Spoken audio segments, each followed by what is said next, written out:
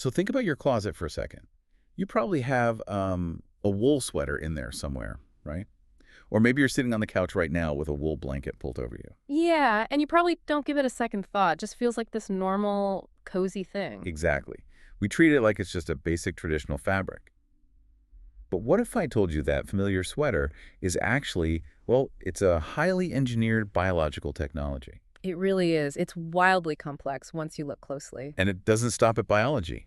This material was literally a driver of global empires. It caused massive political shifts, land enclosures, and it took, thousands of years of human and animal collaboration to even exist. Right, it carries so much historical weight. It's definitely not just a simple piece of clothing. So today we are doing a deep dive into all of that. We're basing this mission on the provided source document, wool.pdf. We're going to unpack the microscopic science, the grueling labor behind it, and the really quiet tensions that make wool one of the most sophisticated textiles in human history. It's going to be a fascinating journey. Okay, let's unpack this. Before we even get into the history, I feel like we need to set the scene. Yeah, I always picture this topic visually. Like, imagine you're stepping into this cozy, slightly academic study. There's ancient tapestries on the walls, maybe some modern textile swatches scattered on a desk, a spinning wheel in the corner. Oh, I love that. Sets the mood perfectly. Because wool isn't just a static material, it's this continuously evolving relationship between human intention and, well, biological adaptation. Right, but before we get into the human side, we have to look at the raw material itself. Like, why did humans become so obsessed with this specific fiber? To understand that, you have to define what wool actually is, because we tend to lump all natural fibers together, right? Like cotton, linen, wool. Yeah, we just not plastic. Exactly. But plant fibers, like cotton, are made of cellulose. Wool is completely different. It's a protein fiber. A protein, like meat. Well, specifically, it's mostly keratin. So it's the exact same primary protein architecture as human hair, or your fingernails, or even an animal's hooves. Okay, that is slightly weird to think about when you're wearing a sweater, but I guess that explains why it behaves so differently from a cotton t-shirt. Right. The keratin gives it an entirely different set of physical properties. If you look at it under a microscope, it's not just a smooth, inert string. It has an actual anatomy. Like different biological layers. Yeah, exactly. The outer layer is called the cuticle, and it's made up of these microscopic overlapping The cells. source compares them to overlapping shingles on a roof, right? Yes, that's a perfect analogy, shingles on a roof.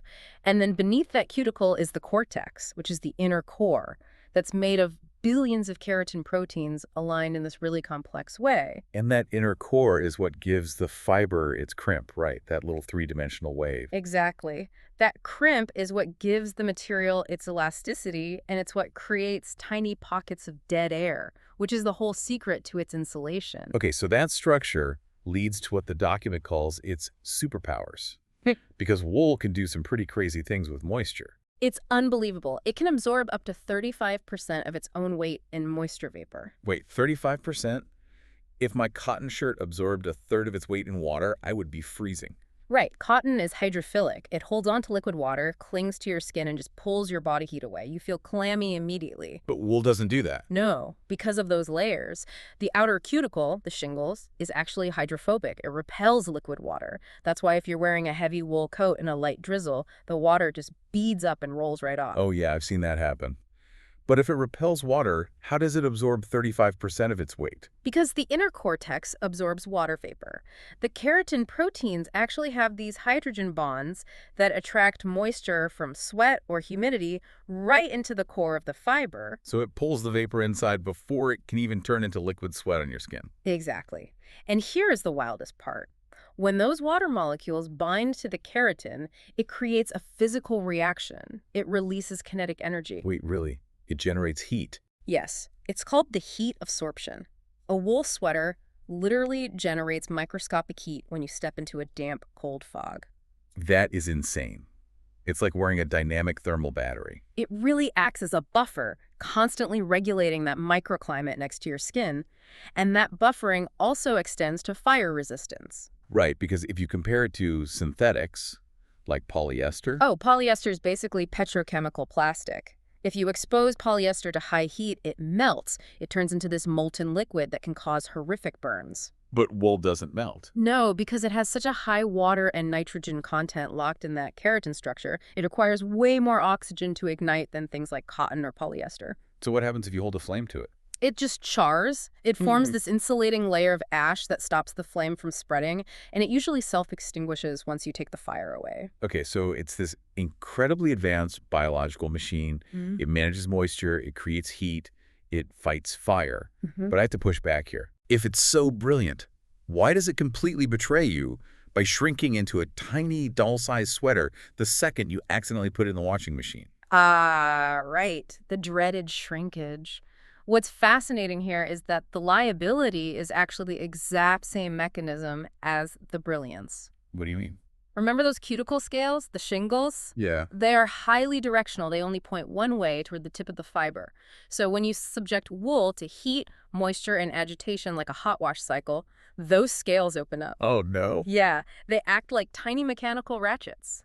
As the fibers tumble against each other, they slide smoothly in one direction, but when they pull the other way, those open scales catch and lock. So they just keep ratcheting tighter and tighter. Exactly. The fibers migrate toward their roots and tangle permanently. The whole structure condenses into this dense, irreversible mass. It's called felting. And there's no way to undo it once they lock, is there? Not mechanically, no. You can chemically strip the scales off beforehand. That's what superwash wool is. They use chlorine to remove the scales. But naturally, that ratcheting is permanent. Well, I'm guessing that wasn't always seen as a bad thing, right? Like a washing machine accident for us was probably a survival tool for someone else. Spot on. That mechanical vulnerability is exactly how early nomadic cultures created yurts.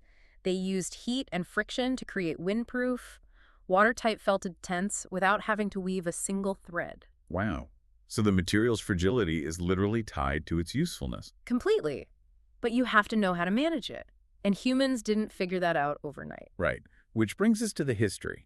How did we even stumble onto this marvel? Mm. Because as the source notes point out, wool in the form we know it today wasn't actually just found in nature. Right. We tend to think early humans just found a fluffy sheep wandering around and decided to give it a haircut. That's exactly what I pictured, honestly. Most people do. But the reality is way more complex. If we trace this back to the Neolithic period, so roughly 10,000 to 5,000 BCE, around the Near East and Central Asia, the wild ancestor of the domesticated sheep looked totally different. What did it look like? It was called the Asiatic mouflon.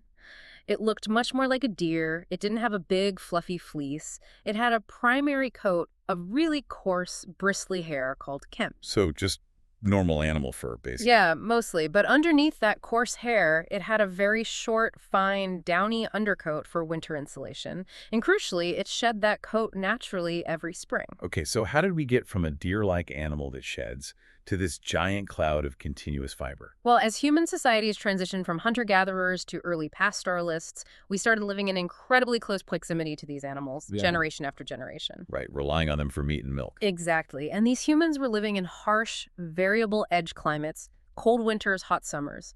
They realized that fine underdown was incredibly warm, but getting it separated from the stiff outer hair was a nightmare. So what did they do? They essentially started a slow-motion genetic engineering project. They utilized selective domestication. Here's where it gets really interesting.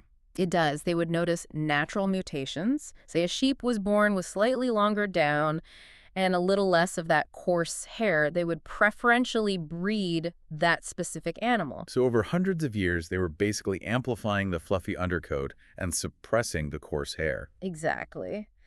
Until eventually, that fine undercoat became a continuously growing fleece that didn't shed naturally. That is wild. I mean, doesn't this entirely redefine our idea of what a natural material is? If it required centuries of human genetic meddling just to exist? It absolutely challenges that binary view of natural versus artificial. Wool is fundamentally a co-created material. Co-created, I like that. It's the result of this quiet, iterative dialogue between human patience and animal biology. Humans provided the evolutionary pressure, and the animal provided the biological mechanism. Okay, so they engineered the fleece, the sheep were finally fluffy, but how on earth did our ancestors turn that raw animal hair into actual clothes? Because going from a sheep to a sweater seems like a massive leap. It was an unbelievable amount of labor. The pre-industrial process was an exercise in extreme patience. Let's break that down. Mhm. Because the labor involved is mostly invisible to us now. First, they had to get it off the sheep. Right. And before they invented shears, which required Iron Age metallurgy, they actually had to wait for the spring molt and pluck the loose fibers from the animal by hand. Plucking a sheep by hand, that sounds exhausting. It was called ruing. Eventually, shears made it faster, but shearing is just the absolute beginning because raw fleece is a mess. Yeah, it's not like the clean white yarn you buy at the store. Not at all. It is heavily saturated with dirt, vegetable matter, sweat salts, and lanolin. Lanolin is the wax, right? Yes, it's a waxy secretion from the sheep's sebaceous glands that waterproofs the coat. But if you try to spin or dye fiber that is full of grease, it's impossible, so you have to wash it. Which means scouring. Exactly. And scouring on a pre-industrial scale was a massive, noxious undertaking. You needed huge vats of hot water, which meant hauling water and building massive fires. You need soap to break down wax. Did they have soap? They used natural alkaline substances to saponify the grease. Sometimes that meant potash from wood ash, but very often communities would collect stale human urine. Stale urine, Yeah. wow. Yeah, as it breaks down, it produces ammonia, which is an excellent solvent for grease. That is deeply unpleasant to think about. It was back-breaking, disgusting work. And once the fiber was finally clean, it was completely tangled. Which brings us to carding and combing. Right. If you try to twist tangled fiber, it just snaps. You Yep. have to align those keratin structures. Hand carding meant taking two wooden paddles covered in tiny metal teeth and literally pulling the fiber apart over and over to tease out the locks. And that creates those airy rolls of fiber, right? The row locks. Exactly. That airy preparation is for woolen yarn, where the fibers are sort of crisscrossed to trap maximum air for warmth. But if you wanted a dense, durable fabric, you used combs. Heated metal combs, the document mentioned. Yes. You'd comb the fiber to align everything perfectly parallel and pull out the short bits. That's called worsted preparation. So right from the start, the way you prepared the fiber dictated the entire structural destiny of the garment. And all of this is before you even start spinning. Yes. Spinning was the absolute bottleneck of the whole operation. Let's talk about spinning, because the physics of it are kind of amazing. You're taking a weak cloud of fuzz and turning it into a strong, continuous thread. Using a drop spindle, it's essentially a wooden stick with a weight at the bottom. The spinner drafts or pulls out the exact right amount of fiber, while the weight spins to insert twist. And the friction of that twist is what locks those microscopic scales together. Exactly. But if you pull too much fiber, the yarn is lumpy. If you pull too little, it snags. So the spinner is constantly making these microscopic tactile adjustments without even looking. It's pure muscle memory. Entirely. And the volume of yarn needed for just one basic tunic is measured in miles. It took weeks, sometimes months, of constant repetitive labor. I mean, it's like writing a novel by hand, where every single thread is a quiet decision made by the spinner. That's a beautiful way to put it. And because it took so long, it was basically a background task that women did constantly, right? Yes, spinning was intensely gendered. It was the quintessential domestic chore. The entire economic structure of these societies rested on the constant, invisible labor of women spinning. Hence the term spinster. Exactly. Before it was turned into a cultural insult, spinster denoted a vital, independent economic role for a woman. If it took months to make a single garment, how did that change the way society valued the clothes on their backs compared to how we view clothing today? If we connect this to the bigger picture, it's all about embodied knowledge. Clothing wasn't disposable. It was a primary asset. It represented months of localized human life. So you wouldn't just throw out a sweater because it got a hole in it. Never. You repaired it, tailored it, handed it down, and it functioned as a regional language. A specific twisted stitch in a Scandinavian fisherman's sweater wasn't just fashion. It was an engineering solution adapted to that specific coastal weather, using the specific crimp of the local sheep. It was survival, identity, and female labor all materialized into one object. Exactly. But as we know, human patience has limits. And the intimate, slow world of wool eventually collided violently with the demand for scale. Right. We're talking about the Industrial Revolution. Yes, the sheer demand for textiles completely outpaced what human hands could physically produce. Does they mechanize the process?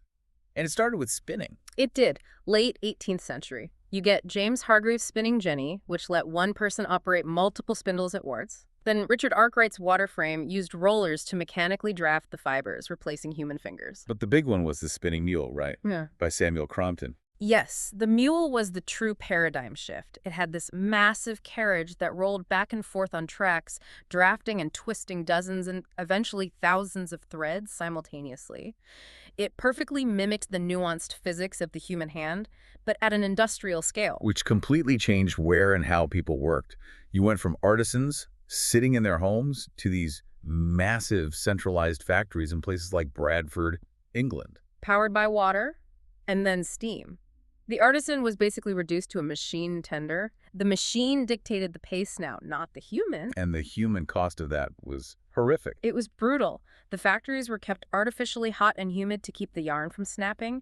You had massive influxes of child labor, 12 to 16-hour shifts. And the dust? The source notes mention something called mill fever.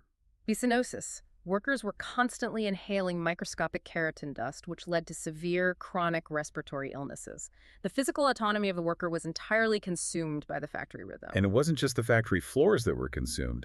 The landscape was consumed too. Absolutely, because to feed those giant mills, you need astronomical volumes of raw fleece. Suddenly, land was vastly more profitable if you put sheep on it rather than people. Which leads to the British enclosure movement. Yes! For centuries, peasants used open, common land to survive. But wealthy landowners used parliamentary acts to legally fence off or enclose that land strictly for sheep grazing. So they just evicted the rural population. Systematically. Generations of people were displaced, forced into the cities, and ironically often ended up working in the very mills that processed the wool that displaced them. That is a dark irony, and this expansion didn't stop in Britain, did it? No, the empire needed more land, so they looked to their colonies, specifically Australia and New Zealand. They introduced Spanish merino sheep to secure a monopoly on fine apparel wool. Riding on the sheep's back, as the saying goes. But that land wasn't empty either. It wasn't. The rapid expansion of massive grazing leases led directly to the violent dispossession and displacement of indigenous populations. Their ancestral lands and ecological systems were completely overridden by millions of hooves just to feed the textile mills in Yorkshire. It's staggering. It took the soul out of the process. I mean, we love the idea of democratizing fashion, making warm clothes cheaper and accessible to everyone. But if the cost of that was colonial displacement, child labor, and respiratory disease, did industrialization actually improve wool or just weaponize it? Well, looking at the historical record impartially, industrial capitalism fundamentally fragmented wool's meaning. It undeniably increased volume and consistency, but it severed that intimate continuity between the person, the process, and the product. It became an abstracted commodity. Exactly. It became about wealth, scarcity, and strategic geopolitical control. I mean, the Lord Speaker of the British House of Lords literally sits on something called the wool sack, a cushion stuffed with wool because it represented the foundational economic engine of the empire. Wow, literally sitting on the commodity. Yeah. Okay, so the Industrial Revolution completely changes the game. But let's bring the timeline to the present day. Because we survived the Industrial Revolution, but then we invented something else. Synthetic polymers. Right, polyester. So how does a slow, historically burdened biological fiber survive in a world dominated by cheap, instant plastic clothing? Quantitatively, it barely does. If you look at the modern textile landscape, global fiber production is over 124 million metric tons as of 2023. 124 million tons. Yes. And of that massive volume, all animal fibers combined make up just about 1%. 1%. Yes. Wool is a tiny, niche, strategic material now. It is absolutely not the mass market baseline anymore. It's hard to compete with polyester when you can just extrude plastic infinitely. Exactly. Polyester outcompetes it ruthlessly on price.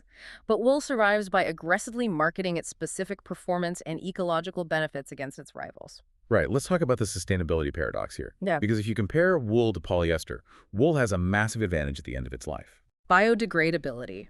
When you wash a polyester fleece, it sheds persistent microplastics that end up permanently in our oceans.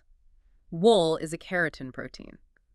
In the right conditions, microbes and fungi break it down naturally, returning nutrients to the soil. And it's highly recyclable, right? The notes say there's a 7% recycled share globally right now. Yes, mechanically shredding and respinning wool is a growing industry, which aligns perfectly with the EU's new circular economy strategies. Okay, but what if we compare it to cotton?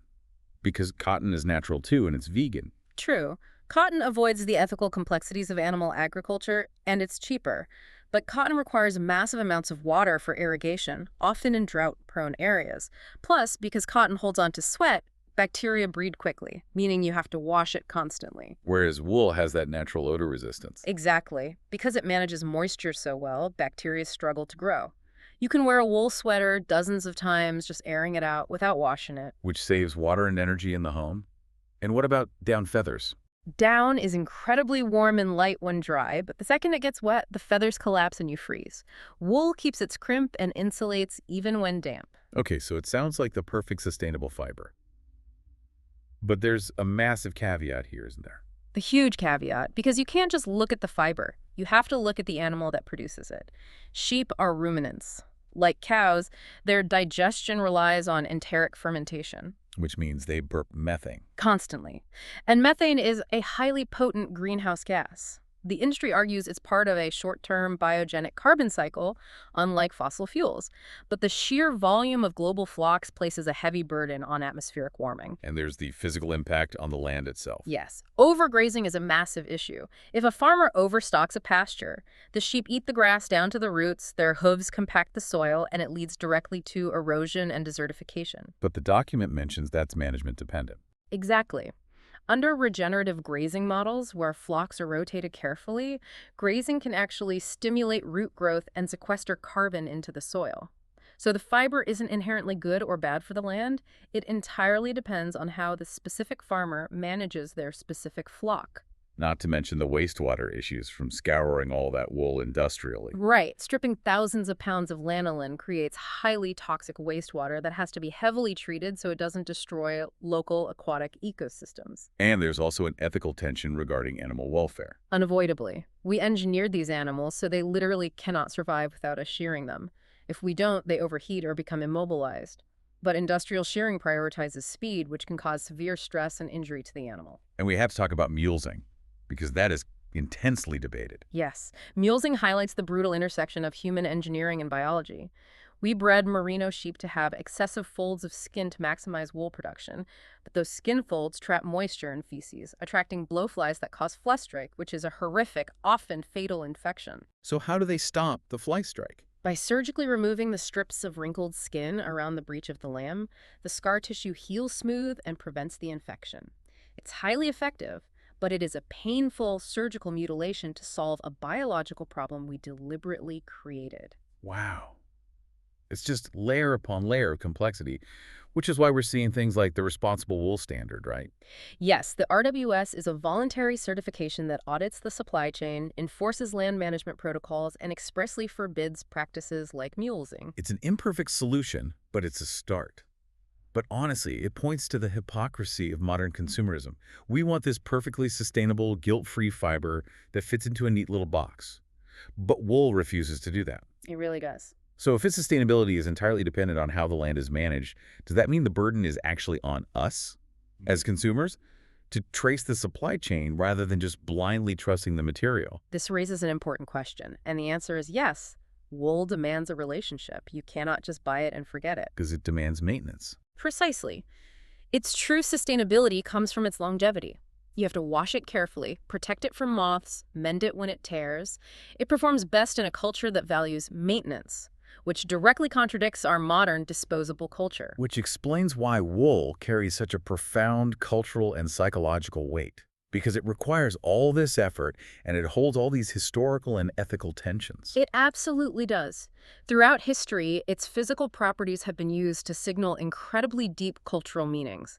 Think of the concept of purity versus impurity. Like the Abrahamic prohibition of chatnez. Exactly. Chatnez explicitly forbids the mixing of wool, an animal protein, with linen, a plant cellulose, in the same garment. The biological distinction is codified into a spiritual boundary. And then as societies industrialized, wool became a symbol of status. Oh, heavily. That highly processed worsted wool we talked about earlier, it became the standard for the modern business suit. It signaled authority, restraint, and corporate power. While at the exact same time, coarse, undyed woolen yarn signaled the exact opposite. Right. The heavy fisherman's sweater signaled groundedness, Physical labor, humility, two totally diverging identities from the exact same raw material. And you still see that today in pop culture. Absolutely. The heavy wool coat on the quiet, observant detective, or the tweed jacket on the introspective academic, it signals authenticity. Or the indie subculture adopting vintage, scratchy wool as a literal rejection of glossy, synthetic, fast fashion. Yes, it's a demand for tangible friction in a very plastic world. Which brings us to the philosophical lens from the source document, the subpersonality of Tyra. Right. Tira, the witness and weaver. Let's explore her. Tyra represents the personification of this material. She is patient, observant. She holds the space between nature and industry, between the comfort of the garment and the uncomfortable costs of making it. She acknowledges the unseen labor. Yes, she questions the push for pure efficiency and resists being reduced to a disposable data point. So what does this all mean? I know it feels a little wild to psychoanalyze a piece of clothing. But when we put on a heritage wool sweater, aren't we essentially adopting a bit of Tira? Aren't we quietly protesting fast fashion and demanding a return to intentionality? I completely agree. Wool represents what the source calls imperfect intimacy. It's not neutral. Choosing it today isn't about finding a flawless, zero-impact ethical solution. Because that doesn't exist. Right. It's about choosing to stay present with complexity. It's choosing active participation over the easy, invisible detachment of synthetic, fast fashion. You are entering a contract of maintenance with a material that has kept us alive for millennia. That's a perfect way to summarize it. Well, thank you for joining me on this incredibly deep journey through the history, the biology, and honestly, the soul of wool. It was a pleasure. But before we go, I want to leave the listener with one final provocative thought built on that theme of maintenance. Let's hear it. We've established that wool requires deep care, mending, and attention to last. But modern society is rapidly losing the physical skills to repair things. We replace rather than mend.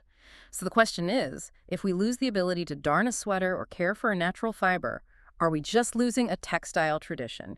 Or are we actually losing the fundamental psychological capacity to maintain long-term restorative relationships with the physical world? Oh, wow. That is a heavy, incredible thought to end on. If we can't mend our clothes, can we mend our environment? Next time you hold a piece of wool, really ask yourself, do you know how to care for the things that keep you warm? Thank you all for joining us on this deep dive. Take care.